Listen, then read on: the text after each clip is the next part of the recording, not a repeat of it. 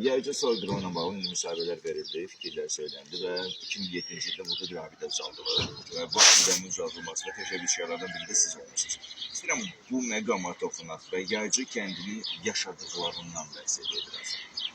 Qarşıdan 31 mart gəlir. Azərbaycan türklərinin soyulduğu unudulmaz bir tarixdir. Və bu tarixi gəlsə heç baxımdır. Bakıda törədilən 31 mart soyqırımı 25 minə yaxın insanın məhv olmasına səbəb olur.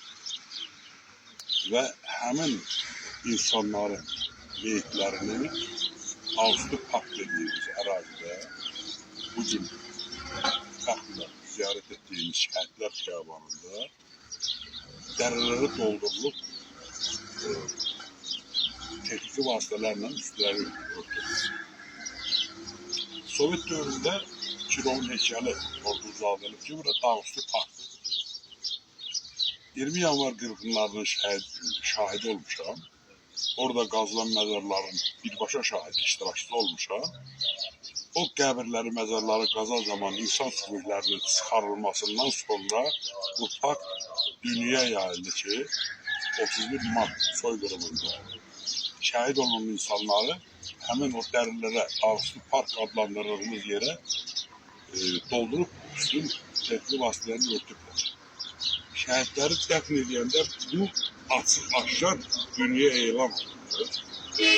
Və 31 Mart soyqırımının Quba, Şamaxı zoralarında, Gəncə zoralarında, Azərbaycanın bütün ərazilərində fəsadları özünü göstərir. Bu fəsad hardan yalanır? Soyqırım nə demək? Soyqırım bir millətin kökünü kəsmək, yer üzündən silməkdir. Bugün biz yaşayırıqsa, deməli soyumuz kəsilməyib, kökünü də kəsilməyib. Və o soyqırımın təsəvvürlər ki, 1918-ci il 31 Martda Azərbaycanın soyqırım törədilir. 28 Mayda Azərbaycan Cumhuriyyəti elan olunur Tiflisdə. Mərkəz Gəncə kimi qəbul olunur. İyun ayında Yacıda həmin qırğın törədilir. Nəinki Yacıda, Naxçıvanın bir çox bölgələrində. 1918-ci il iyunun 14-ü yazırlar. Amma dövlət arxivlərinə görə Şamiyanın Stalinə verdiyi teleqrama əsasən, Leninə verdiyi teleqrama əsasən 21 iyunda Andranikin Culfiyə daxil olması haqqında məlumat gedir Lenin. Və 21 iyun daha dəqiq tarixdir ki, adətən yaz aylarında taxıl biçimi dediyimiz bir vaxt zaman ayarı var. Arpa biçimi buğdaya nisbətən qabaq biçimidir. Və mənim də tam əmin olduğum tarix 21 iyundur. Andranikin qoşunları Culfa körpüsündən keçərək Yaycıya daxil olur və Yaycıya girmək də fikir olunur. Yaycı yolu ilə Ordubad istiqamətində Aza, Der, Əylis ermənilərlə birləşərək, yəni Naxçıvanı ümumiyyətlə blokadaya alıb Ermənistana qaçmaq haqqında bir planlar olur. Təbii ki, İrəvan daxil olmaqla Sisyan, Corus, Vedi başa hamısı Azərbaycanın tarixi torpaqlarıdır. Bu Azərbaycan ərazisində erməni dövləti deyilən bir dövlət tarixən mövcud olmuşdur. Yəni bu bizim köşəmli alimlərimiz, elm adamlarımız hamısı təsdiq ediblər faktlarla. Yəni bizim Rusiya tərəfindən, Fars rejimi tərəfindən, Fransa tərəfindən, İngiltərə tərəfindən bu əzilməyimizin səbəbinə ermənilər gəlib burada yurt, məskən qrupları özlərinə bizim torpağımız üzərində. Bugün mənim ayağımın, sizin ayağınızın qoyduğumuz torpaq şəhid torpağıdır. Şəhid qanı ilə suvarılmış torpaqdır. Və bu ərazilər mən qeyd elədim, yəni ki, üstün deyə, bu bizim ikinci qəbirstanlığımızdır. Allah rəhmət eləsin, dünya şöhrətli alimimiz, akademikimiz Həsən Abdullayevin xahişi ilə bu qəbirstanlıq biz görkəmsiz vəziyyətdəyik. O məndən xahiş eləmişdi ki, oranı bir abidə qurun ve güzel bir parka çevrildi. Çok. Yani o çok büyük arzusuydu ki Yaycının merkezinde yani bir karabalık, bir deyilən mezarlık kalmasın.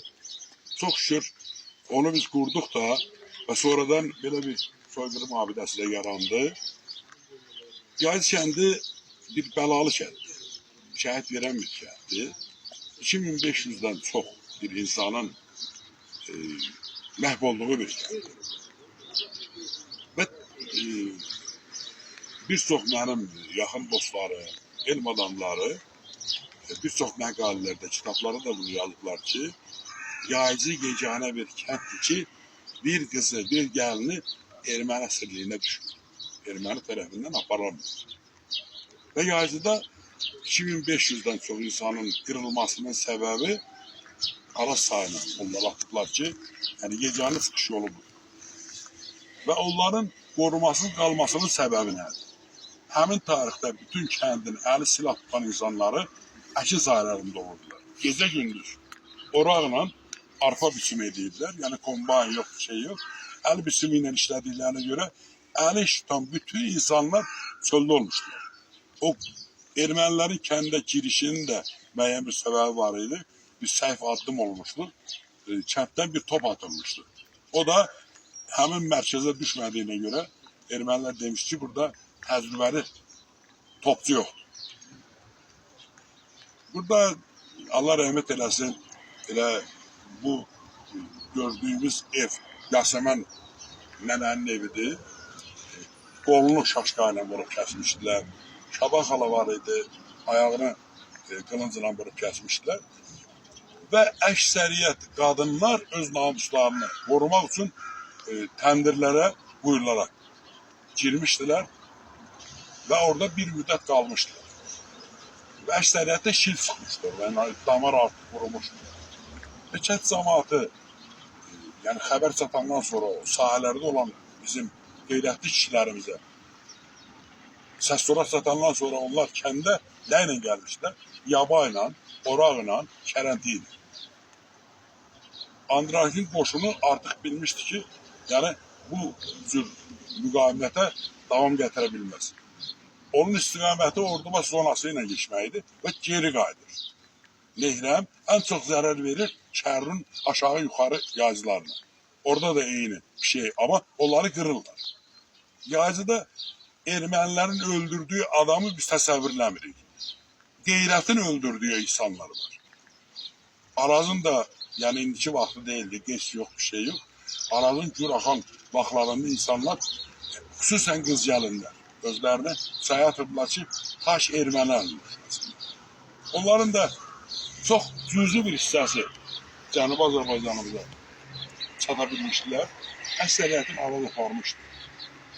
Və sonraki mərhələdə kənd cəmaatımız Araz boyu o meyitləri yığıb gətirmişlər. İndiki bu qəbristanlığımızda Emin yarması deyilən bir, 3 dəfə deyilən bir yerdə orada kəfənsiz məcburən qadınları bir, kişiləri bir 10-10, 15-15 bastırmağa məhkum olublar. Və təsəvvür eləyin ki, bu kəndin insanların meyitləri Mehri deyilən, Mehri Ermənistan ərazisi deyil, bu doğma, dolama Azərbaycan torpaq.